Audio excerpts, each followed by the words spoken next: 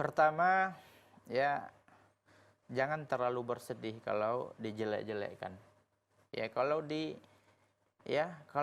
kita dijelek-jelekkan, dicerita-ceritakan oleh orang, jangankan kita, ya Allah saja itu dijelek-jelekkan oleh manusia.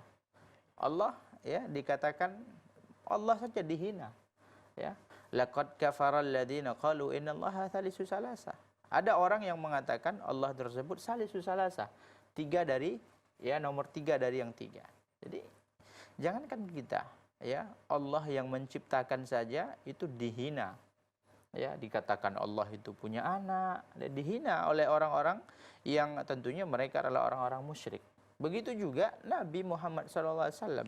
Jadi yang pertama memang suatu hal jangan kita terlalu bersedih ketika tidak kita dicintai oleh semua orang atau kebanyakan orang.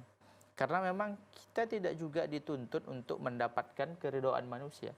Imam Syafi'i mengatakan ridwan nas ghayatun la tudrak. Keridhaan manusia itu adalah suatu puncak yang akan tidak bisa kita dapatkan. Waridallah ghayatun la tutrak. Sedangkan ridha Allah itu adalah puncak yang tak boleh kita tinggalkan. Jadi ya jangan terlalu bersedih ketika ada orang membicarakan. Sudah dibicarakan dan sudah dihina orang yang lebih mulia dari kita, Nabi Muhammad.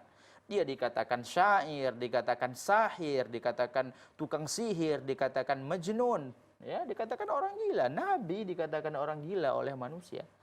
Jadi itu yang pertama.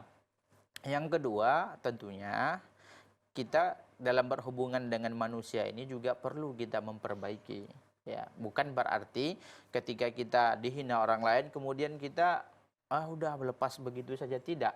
Maksud saya di sini ya kita perlu juga introspeksi. Apa penyebabnya? Dilihat. Mungkin ya kita ada salah atau melakukan kesalahan, maka perlu introspeksi. Kalau juga tidak introspeksi, maka sabar. Apa yang kita lakukan sabar. Boleh nggak kita menghina? Ya boleh sebenarnya. Kebalik. Wa jazaa'u sayyi'atin sayyi'atun mithluha. Dan kalau kita dihina oleh orang lain, boleh kita balas. Karena keburukan itu dibalas dengan keburukan yang serupa. Ya, faman afa wa aslaha fa ajruhu 'ala Allah. Akan tetapi yang lebih afdal itu adalah memaafkan.